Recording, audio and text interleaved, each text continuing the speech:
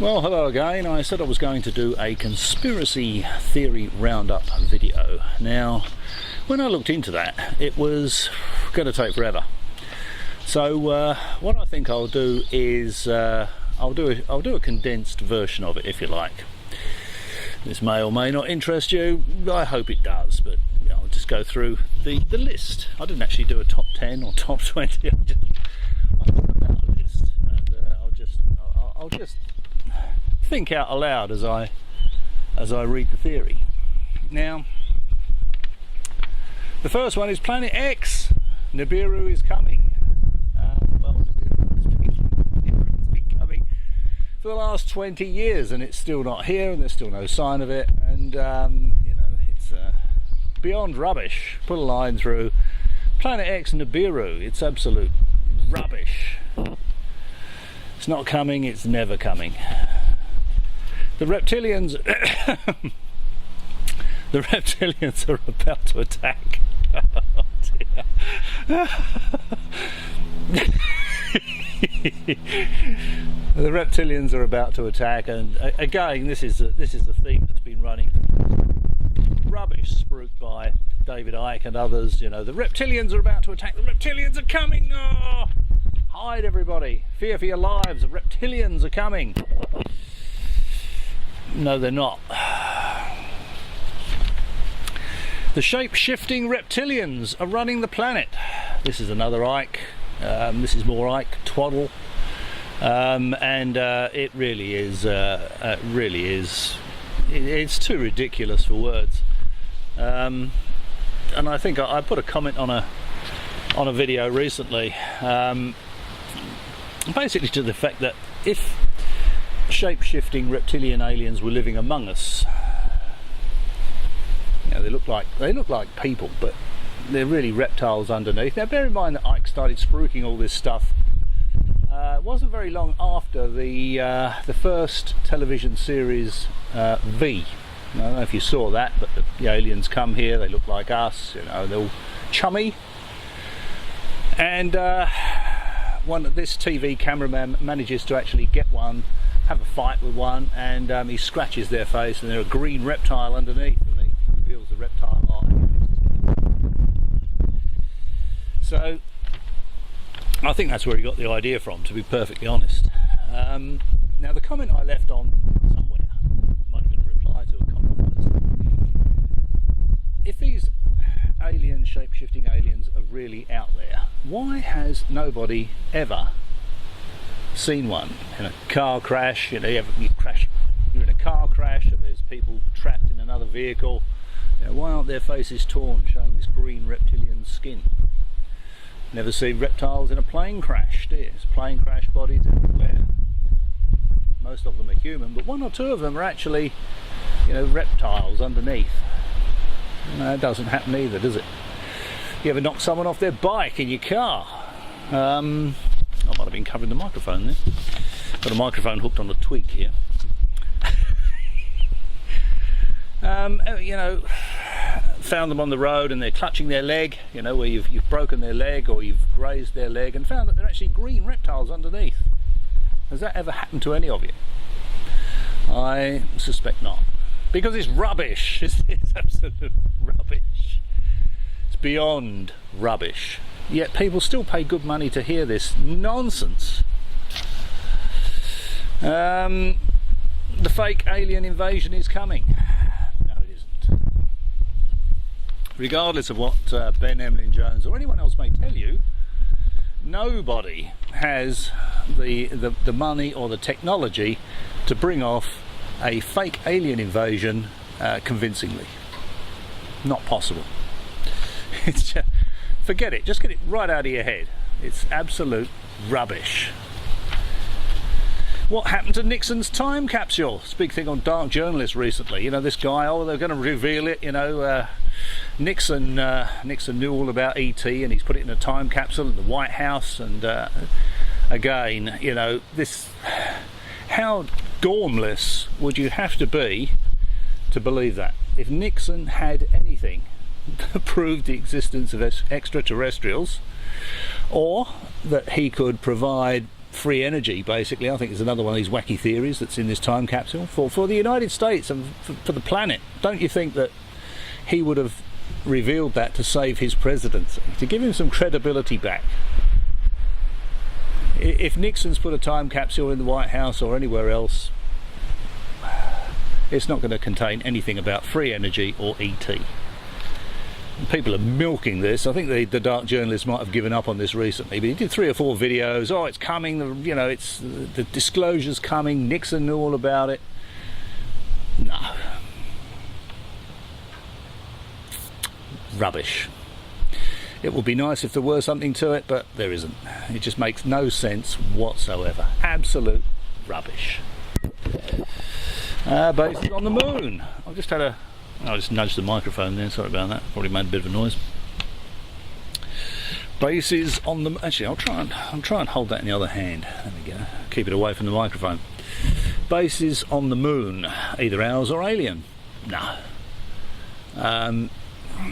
Again, you know, if we were going to do it, it would have to be in cahoots with, when I say we, I say the Americans, the West. If we were going to do it, it'd have to be in cahoots with the Chinese and the Russians, because they have the technology to be able to send probes there and look. And I just saw a little bit of Ben Emlyn-Jones's latest probe thing, and he said, the dark side of the moon, because it always faces away from the Earth, it's obviously not dark looking at it from the other side. But the dark side of the moon is an ideal place to put an alien base.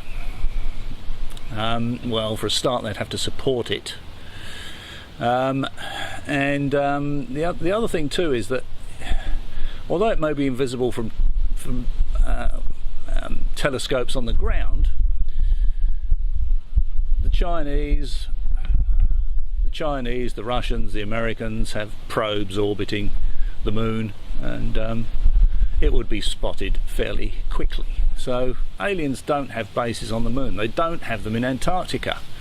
You know, this is all fanciful rubbish that's just made up nonsense to sell these crazy magazines and to get Google ad videos on these YouTube videos. If you look at any of these YouTube videos about this UFO ET stuff, all the little yellow blocks along the bottom, that's all commercial breaks. That's all it's about. And they'll spruik any old rubbish to get the views, to get the Google ads, because it's a business. There's no truth in any of this. I've been looking into this for a very long time, and it would be nice if there was something to the more fanciful tales, but there isn't. I think I've said before that, you know, I believe obviously there is intelligent life out in the galaxy. It may even come here from time to time to keep an eye on us. But what's not happening is ordinary people are being abducted by aliens. What would be the point? What would be in that for the aliens? If they wanted to convey a message, why would they convey it to me personally? Because I've got a YouTube channel with 150 subscribers? If I don't have a YouTube channel at all? They will convey it to the UN. What's the President of the United States or the President of Russia or China or whatever? They're not going to abduct individuals and tell them that, you know, we're treating the planet badly. What's an individual going to do about it? Recycle his Coke cans? It's beyond belief, beggars belief, that people, you know, support these channels and pay money and to hear this absolute bloody rubbish. Mars bases, same thing. You've got orbiters and all this sort of stuff going round Mars. If there was any kind of bases on Mars, alien or otherwise, space fleet, absolute rubbish that you hear from people like Corey Gooden.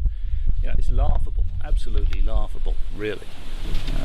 You know, a secret space fleet and bases on Mars is just science fiction hogwash. Be nice if there was something to it, but there isn't.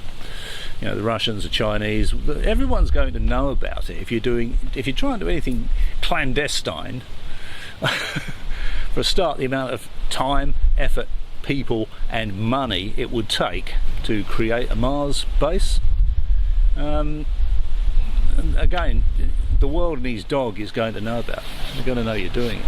So Deep underground military bases. It's fairly early in the morning here actually. The mozzies are still around. As you can see, my garden is like a primordial rainforest, so you do tend to get a few critters around here, mosquitoes and snakes. You may see me run. Big brown snakes. All snakes in Australia are lethal, of course. And lizards, big lizards and all that sort of stuff, and they're not alien and they're not trying to run the planet, but they are here. You might see one you might see one walk through this shop, and they are fair size, decent sized lizards. I think one lives in the roof actually. Where was I? Deep underground military bases shared with aliens. Nah. No. You know, it's absolute rubbish. I think I heard someone talking. I think it was Tony Topping talking about these people went to a corner of a field in Peasmore, in Oxfordshire, and this big black triangle turned up, and he said, "Oh, as if to say, yeah, well done, guys. Well, where's the photos of the entrance? Where's the security people? Where's all the cars parked around the entrance to this thing? Or the bicycles? Where's the where's the footprints through the field?"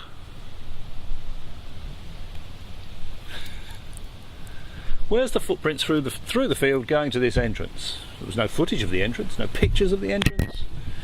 More fanciful twaddle, I'm afraid. Certainly no pictures of the black triangle. Everyone's got a camera phone these days, got one in my pocket now. Not by design. I just have one on me.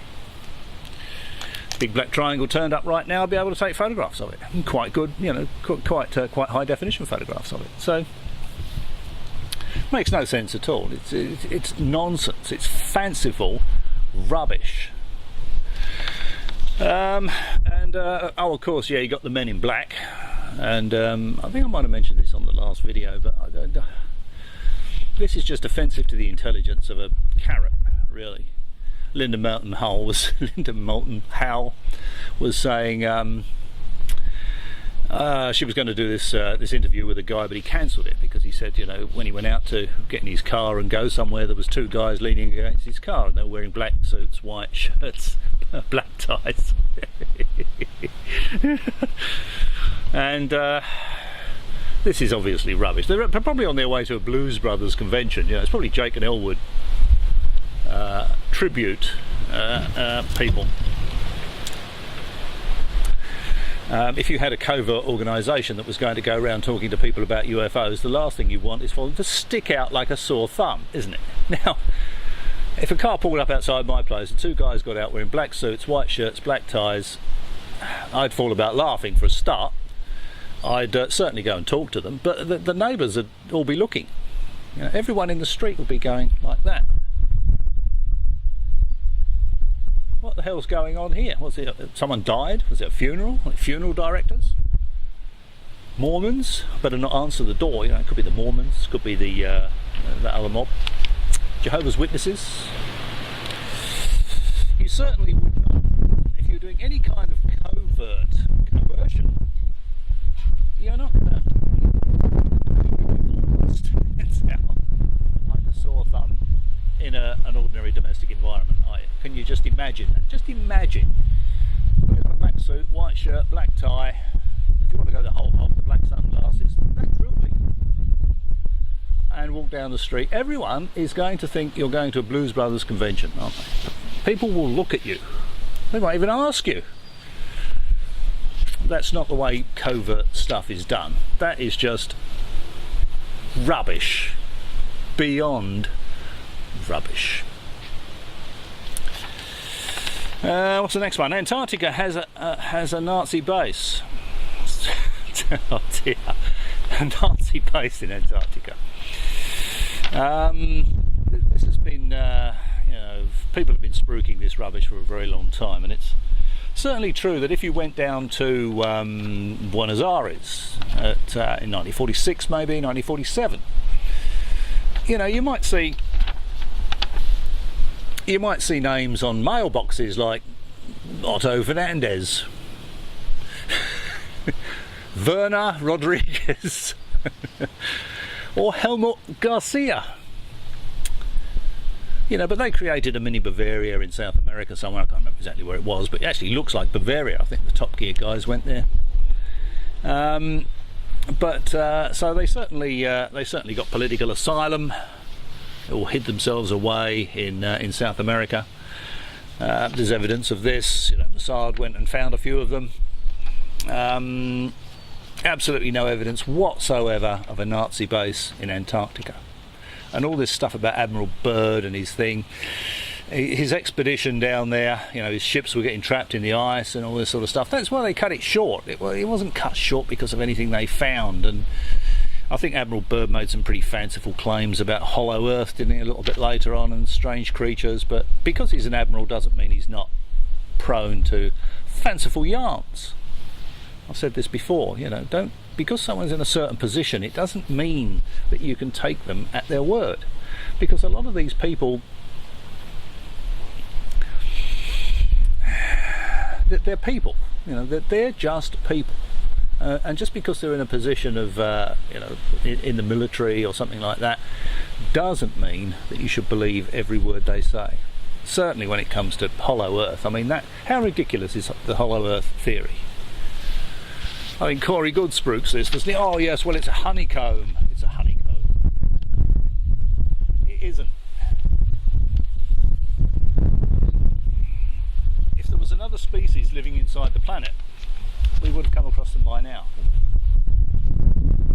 Certainly can detect if the earth is hollow.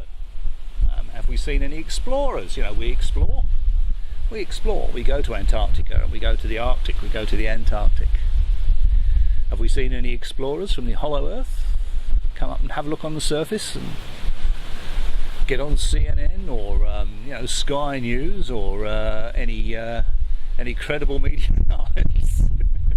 60 Minutes and say, hey, yeah, you know, I'm the equivalent of you know, Scott of the Antarctic, or James Cook, or you know, Columbus or Magellan. You know, I'm exploring from the inner earth. No, it's never happened, has it? Never ever happened, because it's absolute rubbish. I think the physicists can, or geophysicists can calculate the mass of the planet quite accurately. So, is there any room for a hollow earth in their calculation of the mass of the planet? I suspect not. Antarctica has alien bases, so not only does it have Nazi bases, it has alien bases, Antarctica. No. Again, it's just nonsense, absolute nonsense. You know, there's never ever been any kind of evidence whatsoever of an alien base in Antarctica. A lot of stuff goes on in Antarctica. You know, a lot of scientific research goes on down there. A lot of people have on their bucket list a visit to Antarctica. You know, one of the guys I work with went down there for something like a month, looking around.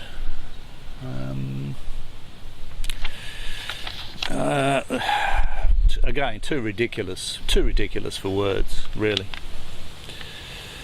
Antarctica has an entrance to the hollow earth. Well, I think we've just put a line through that one. There's no hollow earth. So if there's no hollow earth, you're not going to need an entrance to it, are you? Antarctica has evidence of previous technological civilizations. No, it doesn't. I haven't seen any. Have you? Seen any evidence of previous technological civilizations in Antarctica? That means you drill a hole in the ice and you find a computer. Or you find a car engine, or yeah, you find a television or a toaster or a generator. Never happened, has it? Never ever happened. It may be that a very long time ago, when Antarctica wasn't completely covered in ice, there might have been some people living down there, but you're going to find the usual sort of stuff from ancient civilizations, I suspect, you know, sort of crude tools and pots and that sort of stuff. You're not going to find any technology. You're going to find a GPS.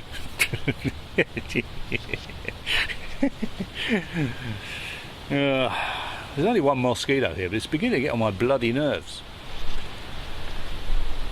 The long asteroid that turned up recently was really a dead alien spacecraft. Now, even Stephen Hawking, and RIP Stephen Hawking, a significant loss to the scientific community.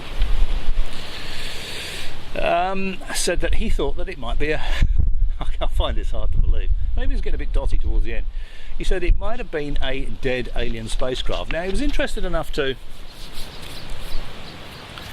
get them to look at this, this very long rock, and it came in from a funny angle, so it didn't come from this solar system. It came through, and it pretty much did a sort of gravitational slingshot through our planetary system. Now, curiously, it did a slingshot sort of closest to the only inhabited planet. Now, that is curious. I'll admit to that. That is curious. Got some skin showing here. Normally I'll wear a t-shirt tucked into my trousers under these undershirts because of the blasted mozzies. Gotcha.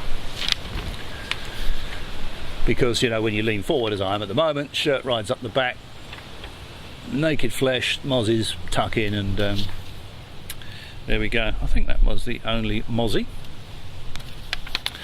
Okay, where was I? Oh yeah, the long asteroid. So he was interested enough to get them to take a look at it with sensing devices, just to see if there was any emissions coming from this thing. And apparently there weren't. And disappointment all around. I was disappointed as well. It would have been nice if it had been an alien probe, but it looks very much like it was just a very long rock. The other thing that makes me think that it might be nothing more than a rock is, of course, it was a cylinder, but it's not travelling through space like that. It's travelling through space like that. It's tumbling. And you do see these science fiction films, where a part of the spacecraft will rotate, so it actually gives a bit of G there, and you can walk around inside it. But I don't know. I don't think that's the way an alien spacecraft. If you got the technology to get here from another star system, I think you'd have the technology to manipulate gravity. You'd be able to have artificial gravity in your spacecraft without having it tumble. Personally, that's just my opinion, of course.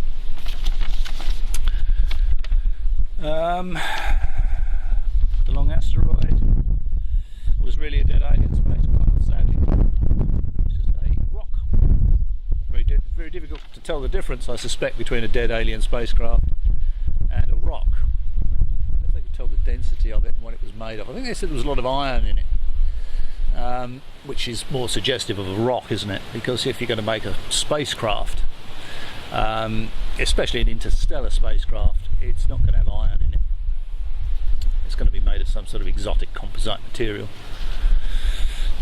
Long asteroid Roswell. Oh, I don't know why I put Roswell on here really, but it's the most longest standing UFO story, isn't it, Roswell? I might leave a couple of clips to some videos that I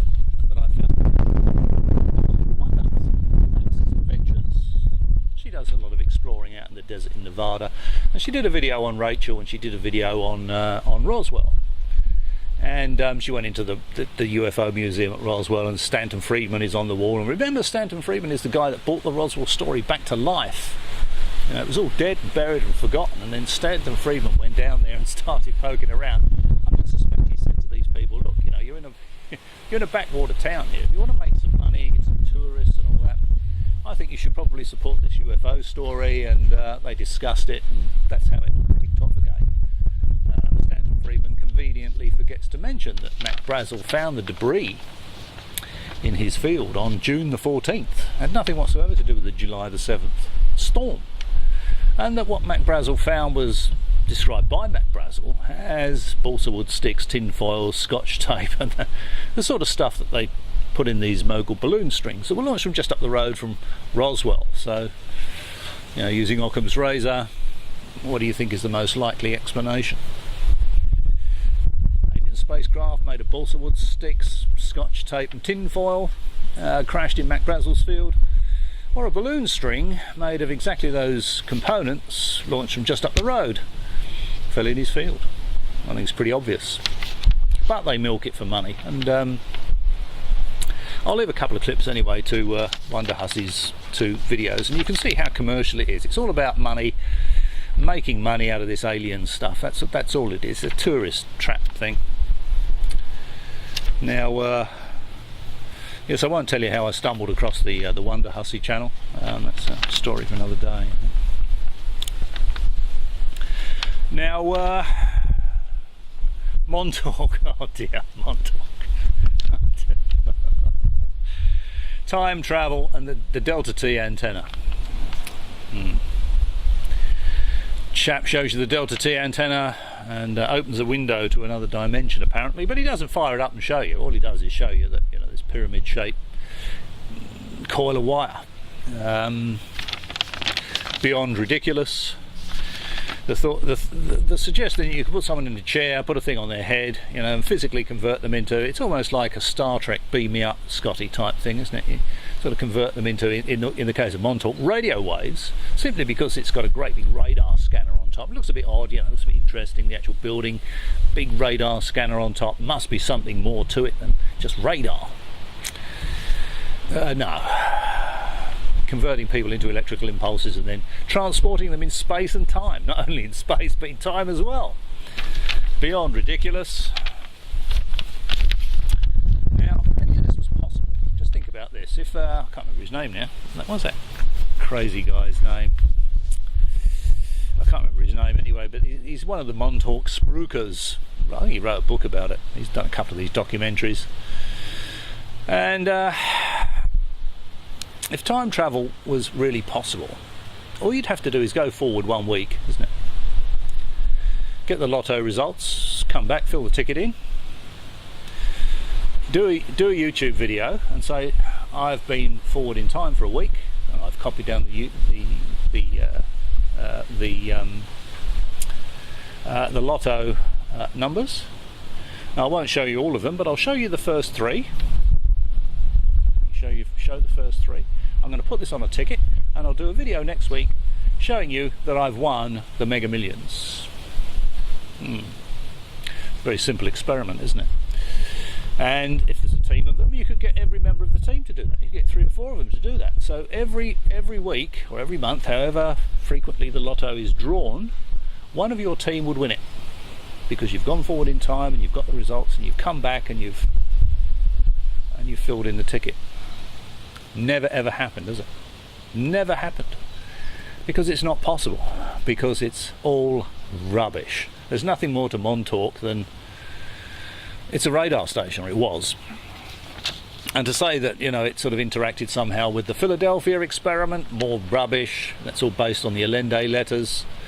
I might leave a link below to the Allende letters. They appear to be written by an infant.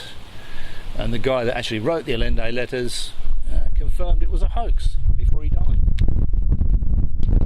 So forget the Philadelphia experiment, forget Montauk, forget time travel, which is just rubbish. Then we come to the spruikers.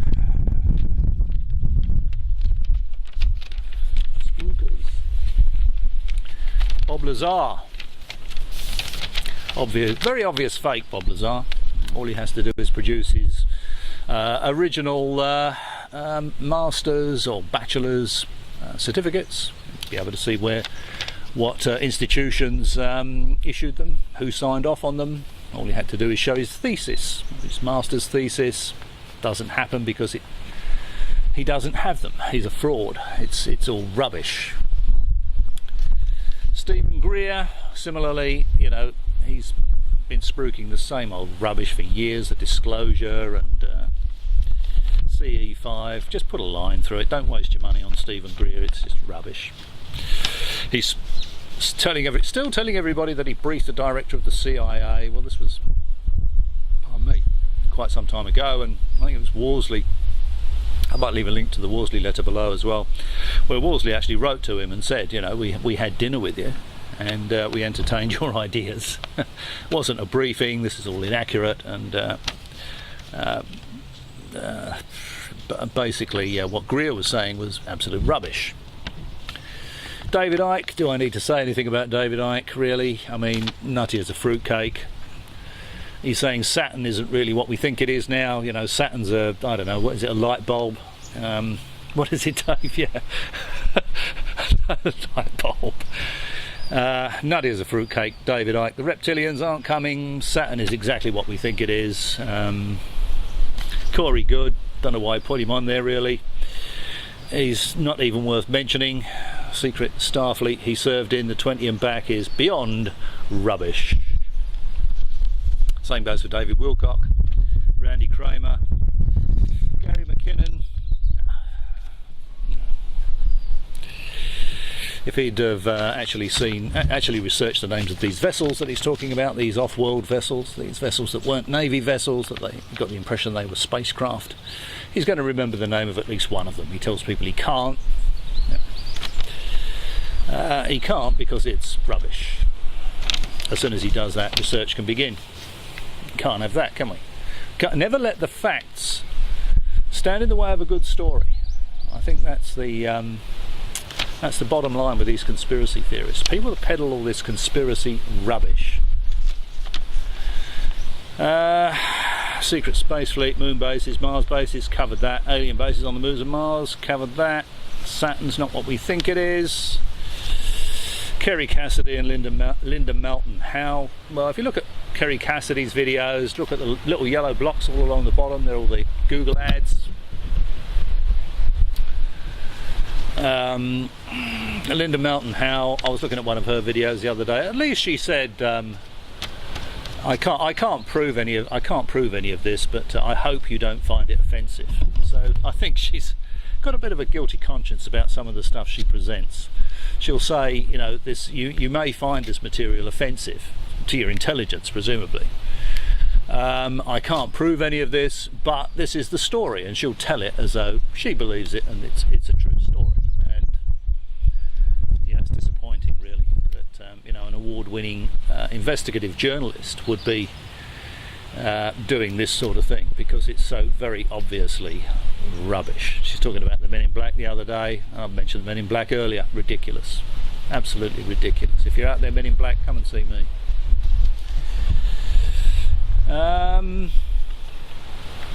Myles Johnson's scuttlers and black goo, just like anything else you see on the Myles Johnson channel, put a line through it. It's just beyond ridiculous. And he showed a sketch on his channel recently. The guy that saw these strange interlocking crates in down in the South Atlantic on that island, and they're actually, the crates are not square. I can't really see the bloody image. They're that sort of shape, if you can imagine. It's a bit like a bow tie with a funny edge, because they had this funny interlocking. Remember, if you ever saw that video, he was talking about these crates having this strange interlocking. Now, it makes no sense, of course, to make crates that shape, because as soon as you start making crates that shape, you're reducing the volume that, you know, they can actually hold. So if you had a square crate, it's going to hold a lot more than a crate that shape, but the footprint is going to be the same, isn't it? So you're not going to make crates that are that shape, because you can't use this space and that space for storing anything. So your crates are going to be square. So he hasn't even got the imagination to show square crates with a funny interlocking. So it's rubbish, forget about it. The Falklands War was all about the Argentinians wanting those islands and the Brits kicking them out. There's nothing whatsoever to do with alien bases and black goo. It's just painful to watch, and it's even more painful to think people believe that kind of absolute rubbish. Remote viewing. Remote viewing through time as well as space. And again, why no lottery wins? Why no lottery wins? You get all these people, oh yes, I can do remote viewing. It's incredibly accurate, I can read documents and all this sort of stuff. Really? Has any of that ever been done under controlled conditions? Any video of that? And again, if I said to you, I can do remote viewing. I can remote view in time and space. I would remote view. A week from now, I get the lotto results, I fill in a ticket, and I do the experiment that I mentioned to you earlier. And I say, there you go, I've just won $20 million. I've just proved I can remote view into the future.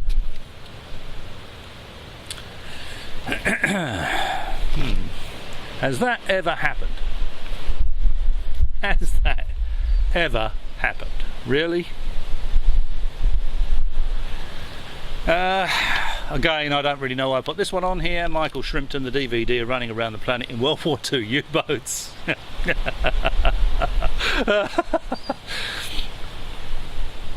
Michael Shrimpton is very quick to tell us all how stupid the British police are. And then he tells us that the DVD, the German intelligence service, the DVD, are running around the planet in World War II U-boats. Now, a World War II U-boat obviously is going to sound like a bucket of spanners in a washing machine compared to a modern-day submarine. So they'd be detectable from the other side of the planet to any modern warship, modern submarine. You know, these things will be all over the news. And he also tells us that. In his own words, that he's regarded by the authorities in the UK as an intelligence nuisance. He may very well have a screw loose. I think he told him that a nuclear weapon that had been salvaged from the Kursk submarine, the Russian submarine that tragically sank a few years back now, apparently a nuclear weapon was salvaged from that, and they were going to detonate it at the London Olympics. This is what Shrimpton was telling everybody. And they thought he was nutty as a fruitcake, but they were obliged to take the story seriously and investigate it, which they did, found it was absolute rubbish, and I think he went to jail for 12 months for wasting their time. That's Michael Shrimpton.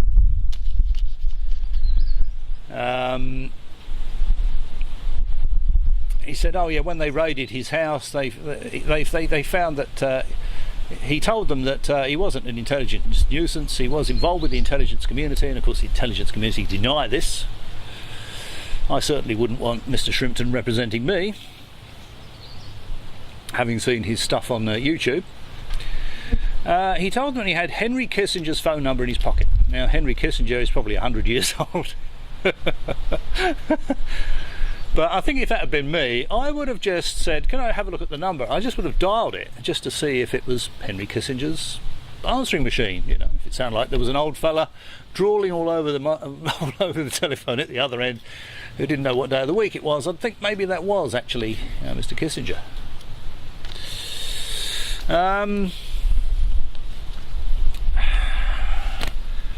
And there was another thing actually with Michael Shrimpton as well, when they raided his flat or house, whatever it was.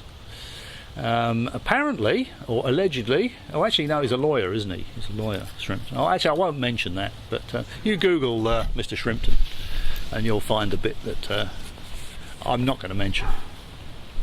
But he said that what they found was actually planted by them to discredit him, in order to discredit him. Again, really. Okay, so 9/11 and 7/7. 9/11, of course, is not a conspiracy. We all saw what happened. I watched it unfold live on the news, on television. It was all over every television channel. The official story is what happened. Even Al-Qaeda would have to be in on the conspiracy, because Osama bin Laden admitted took credit for the attack. He said that Al-Qaeda, his organisation Al-Qaeda, carried out the attack. So Al-Qaeda's in cahoots with Bush, so that Bush can invade his country. You know, it's rubbish beyond words. It's 7/7. You know, the attack in London. Absolute rubbish. That's what you see is what you get. In fact, I might leave. There was that guy that did a video called 7/7 Ripple Effect, and it was rubbish. So I did a video called 7/7 Raspberry Ripple Effect, and I might leave a link to that below so you can have a look at that. But his theory is full of holes. It's just ridiculous. So there's no conspiracy there. What happened on 9/11 and 7/7 is exactly as the official stories state. Yeah, was there something else with regard 9/11? 9/11 is, oh yeah, you know, you do hear people spruiking these, you know, directed energy weapons, and no evidence of that whatsoever. How big would a directed energy weapon have to be to do something like that? Where would they be mounted?